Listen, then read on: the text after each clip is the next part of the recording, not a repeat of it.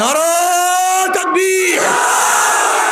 দুই হাত উঁচা করিয়া যারা আছেন সবাই আজকে শয়তানের কলিজার মধ্যে তীর নিক্ষেপ করবে ইনশাআল্লাহ। নারায়ে তাকবীর। দুই হাত তোলেন না কেন, ঘটনা কি? নারায়ে তাকবীর। আমরা সবাই নবীর সেনা, ভয় করি না বুলেট বোমা।